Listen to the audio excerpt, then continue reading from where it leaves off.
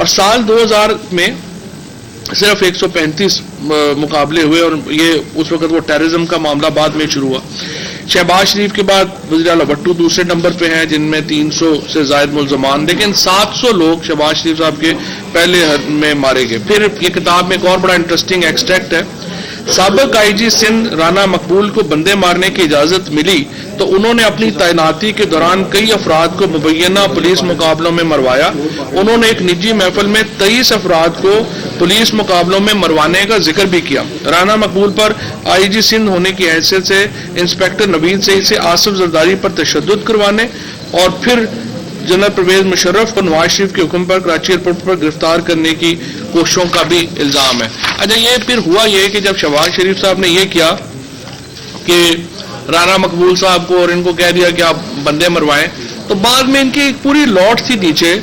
جس کا ذکر بڑی تفصیل سے کتاب میں ایک ایک نام کا ہے۔ انہوں نے کیا کرنا شروع کر دیا کہ انہوں نے پرائیویٹ لوگوں سے پیسے لے کے اپنے ان کے مخالفوں کو مارنا شروع کر دیا، جس کے نتیجے میں ایک بالکل ہمارا جو سٹرکچر تھا، ایک کرمنل جسٹس سٹرکچر تھا، وہ بالکل ہل کے رہ گیا، کیونکہ جو ایس ایچ اوز تھے تگڑے اس دور میں وہ کیا کر رہے تھے کہ وہ لوگوں سے پیسے لے کے بندے مروا رہے تھے، اور شہباز شریف صاحب کی ان کو مکمل پشت پناہی اس معاملے میں حاصل تھی۔ ایک اور ایکسٹریکٹ میں اس میں بتانا چاہتا ہوں، جعلی پولیس مقابلوں کی روایت سابق وزیر اعلیٰ پنجاب میاں نواز شریف کے دور میں لاہور کے ایس ایس پی رانا مقبول صاحب آپ کو پتہ ہی ہے کہ اب نون لیگ کے انہوں نے سینیٹر بنا دیے، جنہوں نے طالب علم رہنما رانا ضیاء کو دریائے راوی کے کنارے مبینہ جعلی پولیس مقابلے میں پار کروا کر جعلی مقابلوں کی بنیاد رکھی، اور پھر اس کیس کی جوڈیشل انکوائری کے درمیان گواہوں سے ملی بھگت کر کے کیس اپنے حق میں کروا لیا، اور پھر اشرف اور اچھو، رشید اور شیدو اور بالا گاڑی جیسے افراد کو جیلوں سے نکال کر جو ہے وہ پولیس مقابلوں میں مار دیا گیا۔ جب شہباز شریف وزیر اعلیٰ بنے تو انہوں نے پولیس کو دہشت گردی، ڈکیتی، اغوا اور دیگر جرائم کی روک تھام کے لیے پولیس مقابلوں کا کھلا فری ہینڈ دیا، اور اس کے نتیجے میں سینکڑوں جو ہیں وہ پولیس مقابلے ہوئے۔ پھر اس میں جو سبزہ زار پولیس مقابلہ ہے 27 اپریل 1998 کو یہ ہوا، اور یہ بڑا مشہور لاہور کا پولیس مقابلہ تھا، جس میں 5 لوگ جو تھے، عبدالرؤف، وسیم، طاہر ریاض اور عابد چادری جو تھے، ان کو جعلی پولیس مقابلے میں ہلاک کر دیا گیا، اور ان کو بھی تھانے سے نکال کے مارا گیا تھا۔ یہ تمام واقعات کو احمد فراز نے اپنی کتاب میں بڑی تفصیل سے درج کیا ہے، اور ایک ڈیٹا ہے۔ میں سمجھتا ہوں کہ انفارچونیٹلی یہ بات صحیح ہے کہ جو ہمارے ہاں پولیس ریفارمز اور جوڈیشل ریفارمز ہونے چاہیے تھے، اس کی طرف ہم نے اس طرح سے نہیں بڑھے جس طریقے سے بڑھنا چاہیے۔ اس کا ایک بڑی وجہ یہ بھی ہے، میں آپ کو بتاؤں کہ اس کا بہت جو ہمارے ریفارمز ہیں، کرمنل جسٹس ریفارم، وہ 4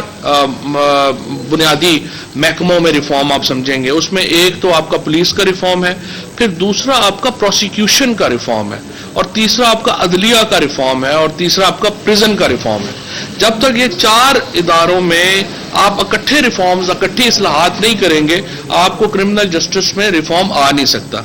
اب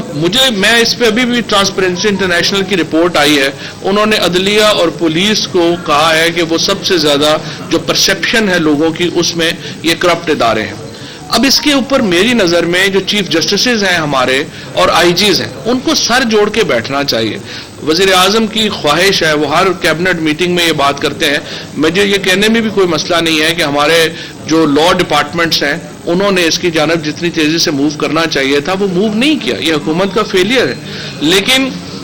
جب تک عدلیہ اس میں اپنا ہاتھ نہیں ڈالے گی، جب تک عدلیہ کے خصوصاً جو ہمارے صوبائی چیف جسٹس صاحبان ہیں اور ان کے ساتھ 2 3 جو سینئر ججز ہیں، کیونکہ انفارچونیٹلی ہمارے ہاں جو چیف جسٹس کا ٹینیور نہیں ہے تو وہ بڑی کم مدت کے لیے آتے ہیں، لہٰذا کوئی ریفارم وہ اکیلا نہیں کر سکیں گے۔ انہیں اپنے 2 3 4 جو سینئر ججز ہیں ان کو ساتھ بٹھا کے عدالتی جو نظام ہے، اگر کرمنل جسٹس سسٹم کا آج برا حال ہے تو اس کی ایک بہت بڑی وجہ عدالتی ہمارے ججز کی جو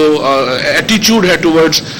کرمنل جسٹس سسٹم وہ ہے، اور جب تک اس کو وہ چینج نہیں کریں گے، اور انفارچونیٹلی اس پہ جتنی کنسرن عدلیہ کو ظاہر کرنی چاہیے ابھی تک وہ کنسرن ہمیں نظر نہیں آ رہی ہے۔ اور میرے خیال میں جہاں ایک طرف ہم لا منسٹری کو اور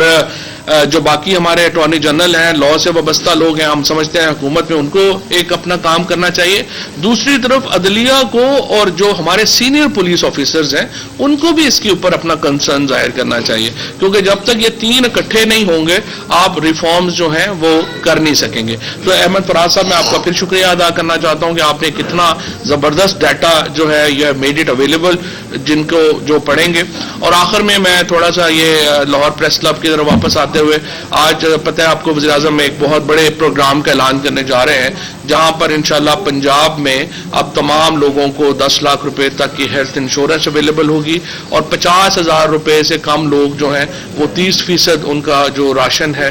वो उसमें उनको राहत मिलेगी। सो मैं आज ये करना चाह रहा हूं कि आप चूंकि अरशद साहब, क्योंकि ये 3 महीने लगने हैं बाकी प्रोग्राम में, तो जस्ट टू गिव प्रेफरेंस जो हमारे जर्नलिस्ट साहिबान हैं उनको इंशाल्लाह हम अगले 1 हफ्ते में हेल्थ कार्ड जो है वो सारा यहाँ पर देंगे। और उसी तरह से जो हमारे कैमरामैन स्पेशली या मीडिया वर्कर्स जिनकी तनख्वाहें 50,000 रुपए से कम है, उनको हम 30% जो आटा, दाल और घी के ऊपर जो रायत है उसके ऊपर भी हम उस प्रोग्राम में वो शामिल करेंगे। और ये चूंकि अभी बाकी प्रोजेक्ट्स को 3 महीने लगने हैं, हम आपके लिए इसको जल्दी करके इंशाल्लाह अगले 1 हफ्ते से 10 दिन में मुकम्मल करेंगे।